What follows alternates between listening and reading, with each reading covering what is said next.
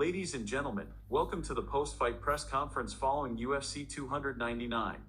I'm here with the victorious Sean O'Malley, who just scored an impressive knockout win in his fight. Sean, how are you feeling after that performance? Sean, congratulations on the victory. I know you didn't necessarily get the finish you wanted, but it was a pretty incredible performance overall, so I'm sure you'll break it down afterwards. But as you sit there, how do you feel about the way you performed tonight? Yeah, something about not getting the finish that just doesn't sit right with me. It's just like, fuck. But, I also haven't watched it, obviously. Once I watch it back, I think I'll be a little bit more excited. But, I always want to get that finish. Yeah. Saw you, obviously, the boot on the foot, a little bit of a limp as you walked out. I guess, do you know what the status is of it right now and when the injury occurred?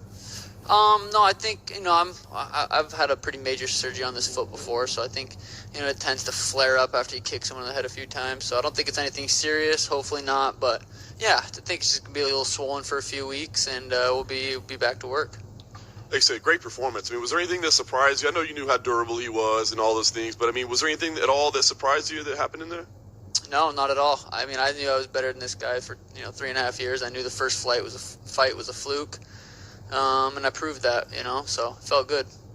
At the end of the fight, you kind of sat down against the cage. I was curious if that was physical because of the foot or if there was something emotional, just exhaustion after 25 minutes. What was going on there? Fuck, just hit me with a nice body shot. Tim told me, don't sit. You don't need you're winning the fight. You don't need to sit there. But I wanted that finish so bad. I thought I could sit in the pocket and fucking trade. And he hit me with a nice body shot, and I just was like, all right, he whooped his ass. I'm going to sit down and chillax for a little bit. Fair enough. Last thing for me, I mean, you said it in the cage. You'd like to see Ilir Topuria. He's a scary guy. It'd be fun. But you said, hey, Merab, if that's the fight everybody wants, we'll do that one too. So how do you make that decision? How do you allow that choice to be made? It's nice having options. It's hard to make a decision right after the fight. We'll see, how it plays out. Talk to the UFC, talk to Hunter, Dana, and, we'll see what happens. Sean, obviously you always took that first loss to Cheeto kind of like in good nature and always said you're undefeated and stuff, but was there something on your mind about like, I want to prove to everyone that I am actually just way better than this guy?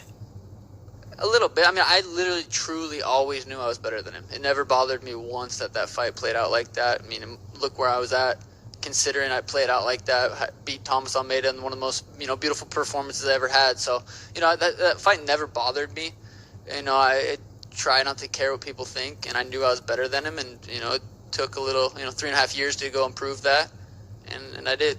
Obviously you landed the two massive knees on him in the second, I think, and looked like you had him very badly hurt, but you also sort of knew that he's a very hard guy to put away. Did you see that I'm not necessarily going to be able to finish this guy right away?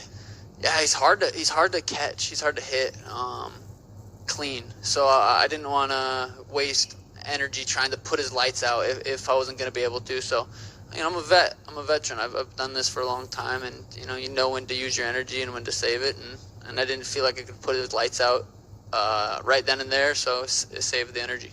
Are you kind of surprised he didn't just spam the calf kick over and over again?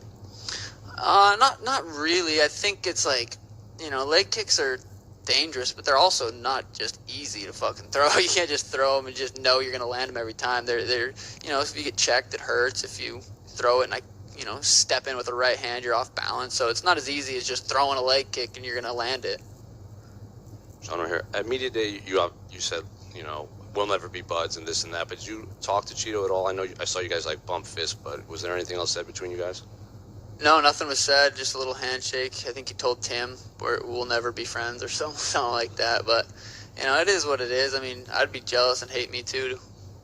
What did you make of the crowd and the scenes? That press conference Dana White said is one of the loudest he's ever seen. They were chanting, they were dueling USA and Ecuador chants during your fight.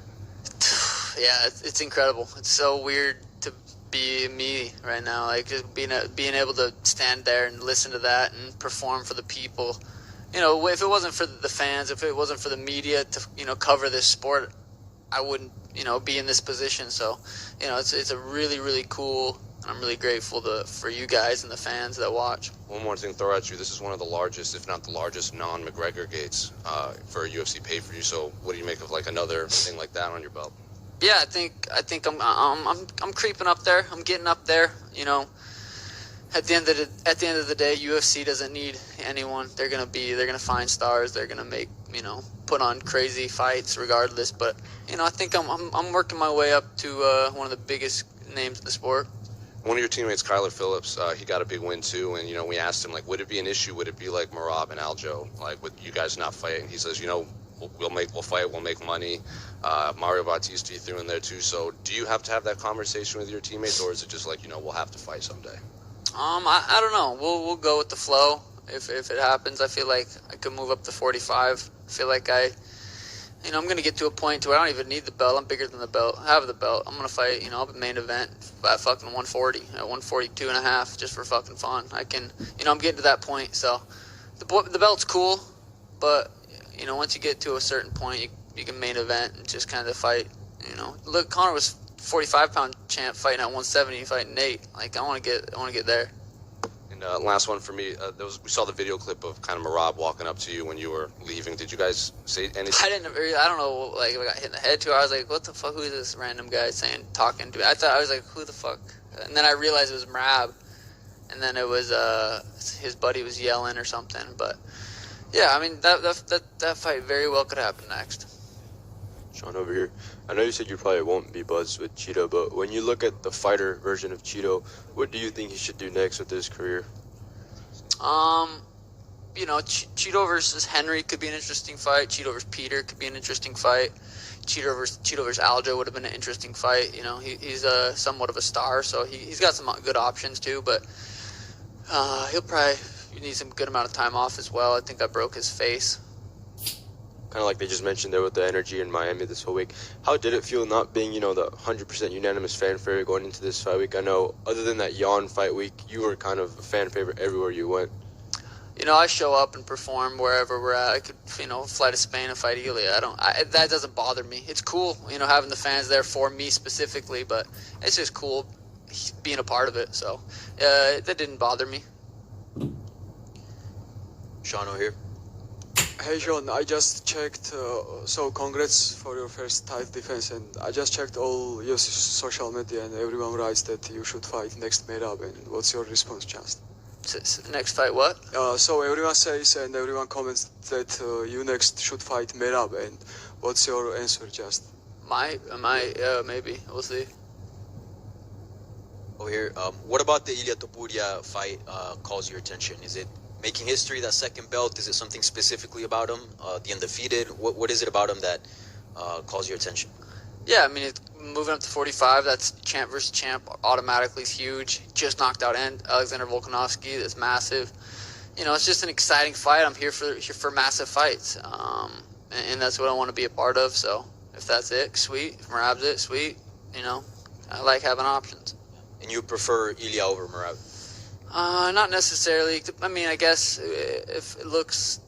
I mean, technically, I'm not defending a belt, so I don't know about pay-per-view. I would have to talk to the UFC. I don't think that would be an issue. I've always been able to work out something with the UFC. So, if that's the case, that might be a bigger fight. But, again, we'll talk and figure it out. And how would you think a fight with Ilia would go? I think a fight with anybody, I win by knockout. Obviously, I didn't knock Cheeto out, but, don't lose confidence from that. Cheeto's, so tough. But, yeah, I believe I could put Ilia's lights out. Yeah. And lastly, I know you don't count it, but, technically you guys are one-on-one. Do you see a trilogy happening in the future, or do you feel like you're done with Cheeto for the rest of your career? Yeah, no, the Sugar State Athletic Commission, they said if I win this fight that they'll take that first fight away, so I'm officially undefeated again, and it feels really good. So we're just 1-0 right now. Sean right here. This may signal the end of things like it did earlier, but I'm going to ask about your shorts. You've been known to change your hair a fair bit. Are the pink shorts here to stay, or could you change those up too? Yeah, I mean, I like this pink. I'm going to rock it. So if UFC is going to let me keep using the pink, I'm going to keep rocking it. Okay, thanks. Hi, Sean. Do you think your problems with Cheeto end that today? Also, do you remember the day that you guys talked in a pool in Las Vegas? No, I don't. I've never really had a conversation with Cheeto other than, at the PI once, but yeah, I don't know. What about the problems you guys had before it is ended today? I've never not liked him. I just, he doesn't like me. He's jealous. I get it. It's whatever, but he doesn't like me for some reason. I don't have a problem with You it. will see one more fight with him in the future, maybe? Probably not. Okay, thank you. I think I hit a 50-44 at one point, so yeah, probably not. Alright, I'm going to the club. Peace. Sean O'Malley, I feel amazing, man. I trained really hard for this fight and it all paid off in the end. I came in here tonight and did what I had to do to get the job done. Reporter, Sean, your striking looked sharp tonight. Can you walk us through that final sequence that led to the knockout? Sean O'Malley, yeah, for sure. I saw my opening and I just went for it. I knew I had him hurt and I didn't want to let him off the hook. It was all about timing and precision, and thankfully it worked out in my favor. Reporter, and what's next for you, Sean? Any opponents in mind for your next fight? Sean O'Malley, I'm just gonna enjoy this win for now and let my team figure out the next move. I'm ready to take on anyone they put in front of me. Thank you for watching this video. Make sure to subscribe to our channel for more post-fight press conference coverage from UFC events.